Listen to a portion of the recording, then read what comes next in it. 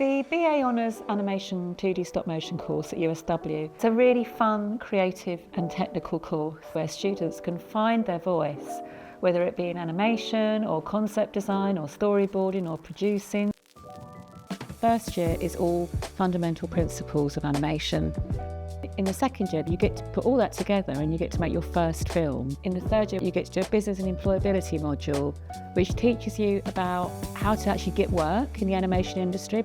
Animation industry is like a big family. We all help each other out.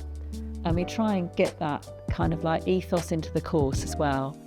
A lot of students go on to work on TV series work. We've got ex-grads in a whole load of studios, Clothcat in Cardiff, Studio AKA in London, A Productions as well. We do really encourage collaboration.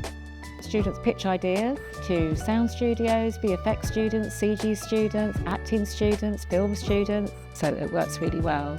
The students love working on their own films. They're always working towards doing their own work.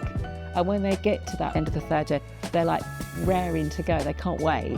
So that's really exciting.